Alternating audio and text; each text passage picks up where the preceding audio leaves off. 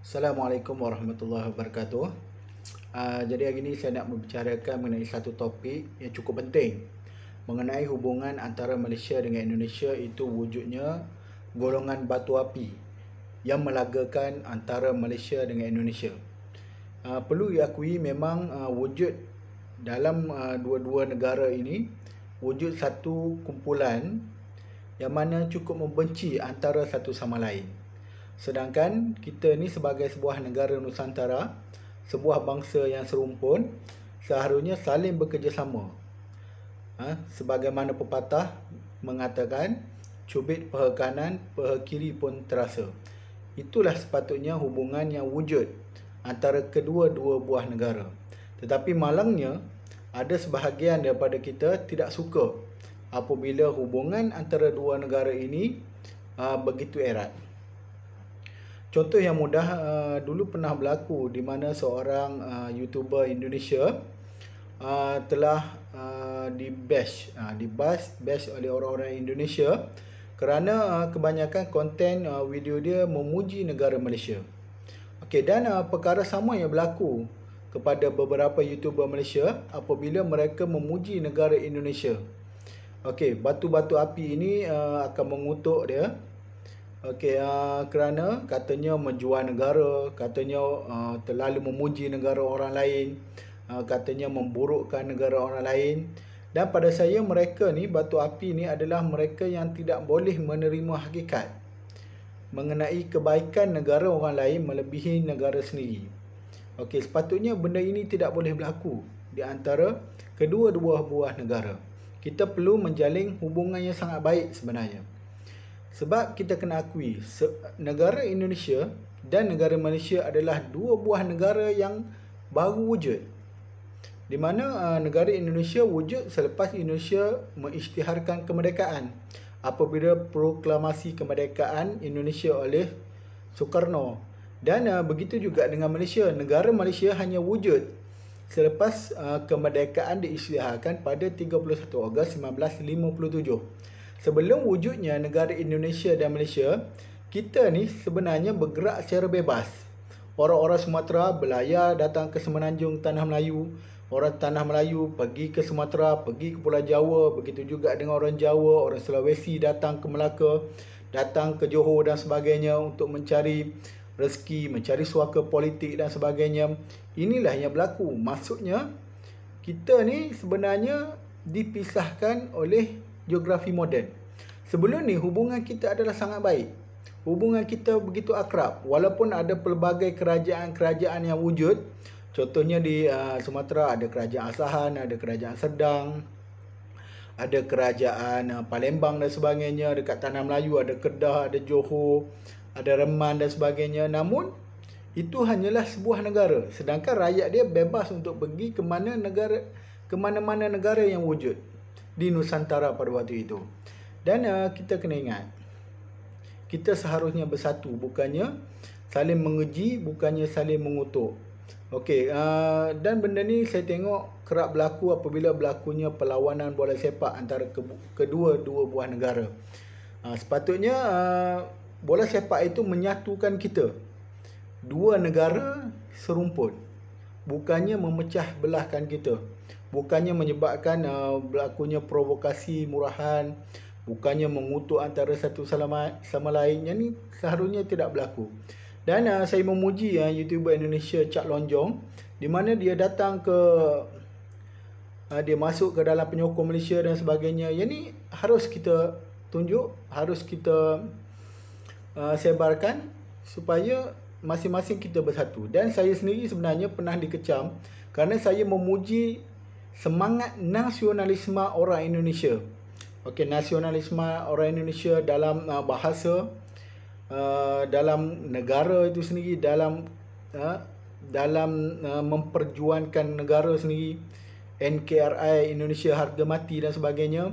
Apabila saya memuji nasionalisme di Indonesia, ada orang Malaysia yang mengutuk, yang condemn saya kerana dia kata terlalu memuji negara jiran dan memburukkan negara sendiri. Tapi hakikatnya itu yang berlaku. Di Malaysia ini saya lihat semangat nasionalisme orang Melayu terutamanya telah luput selepas kita mendapat kemerdekaan. Okey, semangat nasionalisme mula muncul apabila Ibrahim Haji Yaakob mengasaskan Kesatuan Melayu Muda. Okey, dan semangat nasionalisme orang Melayu mula meletup di semenanjung tanah Melayu ni apabila British cuba memperkenalkan Malaya Union pada tahun 1946. Tapi apabila merdeka kita perolehi, keadaan tersebut seperti luntur. Macam dah tak ada semangat nasionalisme. Contohnya dalam memperjuangkan isu pendidikan negara. Di mana Malaysia ada sekolah vernacular dan sebagainya.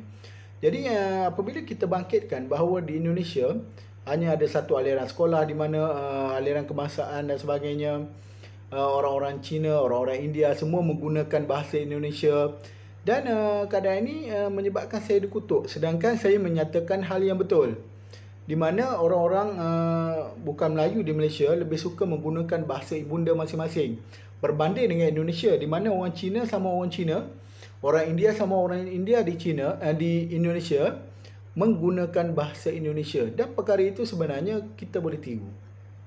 Orang Malaysia kena tiru dan kita kena akui bahawa itulah yang berlaku dalam negara kita. Dan di sekolah sendiri banyak orang-orang budak-budak yang tak boleh berbahasa Melayu dengan baik, sedangkan ibu bapa mereka, nenek moyang mereka adalah warga negara Malaysia, tapi mereka tak boleh berbahasa dengan baik. Ini isu yang perlu ditonjolkan. Tapi apabila saya bangkitkan bahawa perlunya kita orang Malaysia meniru semangat orang Indonesia, saya terus dikondem kerana dikatakan memburukkan negara. Hakikatnya yang mana memburukkan negara saya pun tidak tahu. Okey, ini berlaku disebabkan adanya perasaan batu api itu sendiri. Di mana perasaan tidak mahu kalah dengan orang lain, perasaan tidak mahu menerima kebenaran. Yang ini sangat bermasalah, taksub sehingga tidak mahu menerima kebenaran. Okey, berbalik kepada tadi, kita adalah negara serumpun. Okey, orang Malaysia kena akui. Orang-orang Jawa dekat Malaysia, orang-orang Mandailing dekat Malaysia, orang-orang Minangkabau, orang-orang Bugis, orang Banjar dekat Malaysia ni kena akui. Nenek moyang mereka hakikatnya berada di Indonesia moden. Berasal daripada Indonesia moden. Jadi, kenapa kita harus mengutuk Indonesia? Mengutuk Indonesia samalah seperti mengutuk nenek moyang sendiri. Bahkan kita kena akui, orang Malaysia kena akui, kebanyakan orang Malaysia kena akui bahawa yang berada dekat Indonesia itu kebanyakan adalah keluarga mereka yang jauh. Maksud dia keluarga mereka yang tak kenal dah. Dah terlalu lama mereka tinggalkan tanah Indonesia sehingga kan mereka tidak kenal lagi saudara mereka dekat Indonesia. Jadi kenapa kita harus membenci saudara kita sendiri? Begitu juga orang Indonesia, mereka tak perlu membenci orang Malaysia. Mereka tak perlu mengatakan orang Malaysia ni klaim makanan, klaim kain batik dan sebagainya. Kerana yang datang ke Malaysia itu sendiri adalah orang Jawa. Yang datang ke Malaysia adalah orang Bugis daripada Sulawesi. Yang datang ke Malaysia orang Banjar daripada Banjarmasin. Yang datang ke Malaysia orang Minangkabau daripada Pagaruyung dan sebagainya. Dan mereka itu datang ke Malaysia membawa bersama bahasa, membawa bersama budaya, membawa bersama tradisi mereka. Jadi ada yang mengatakan Malaysia claim itu adalah sesuatu yang tidak boleh, yang perlu dipertikaikan. Kerana contoh, saya ambil contoh kain batik. Orang Jawa mengklaim Malaysia claim kain batik, sedangkan dekat Malaysia pun sebenarnya banyak orang Jawa, terutamanya di Selangor, di Johor, di Perak dan sebagainya. Ini banyak orang Jawa. Jadi pada saya isu-isu macam ni sebenarnya tidak perlu diperbesarkan, tidak perlu wujud pun, kerana kita adalah satu rumpun dan kebanyakan daripada kita sebenarnya bersaudara daripada nenek moyang yang sama. Begitu juga orang Melayu. Sebenarnya kita orang Melayu di Malaysia ni pun ramai daripada Indonesia, daripada Palembang, daripada Riau dan sebagainya. Dan saya sangat berharap supaya orang Malaysia dan juga orang Indonesia dapat bersatu hati. Umpama cubit paha kanan, paha kiri turut terasa. Berhentilah daripada menjadi batu api. berhentilah daripada membenci antara satu sama lain. Dan kalau kita bersatu di bawah Melayu Raya, di bawah konsep Melayu Raya, Indonesia ada lebih kurang 267 juta penduduk. Malaysia ada 32 juta penduduk. Jika kita bergabung, jika kita bersatu hati, kita ada lebih 300 juta penduduk. 300 juta ini sangat banyak. Kita boleh kembangkan ekonomi, kita boleh jaga keselamatan kita, dan saya yakin China tak akan berani nak mempermainkan negara kita, nak mempermainkan rumpun kita jika kita bersatu. 300 juta jiwa dua buah negara ini merupakan jumlah yang sangat besar. Dan bahasa Melayu ataupun bahasa Indonesia itu sendiri merupakan bahasa yang keempat paling ramai penutur dekat dunia ni. Selepas bahasa Inggeris, bahasa Mandarin, bahasa Hindustan, Hindi, dan juga bahasa Melayu, dan seterusnya bahasa Melayu. Jadi saya haraplah supaya berhentilah kita daripada menjadi batu api kepada hubungan kedua-dua negara, dan kita bersatulah sebagai penduduk Nusantara, sekaligus kita dapat mengekalkan tradisi kita, memperkayakan ekonomi kita dan sebagainya. Assalamualaikum warahmatullahi wabarakatuh.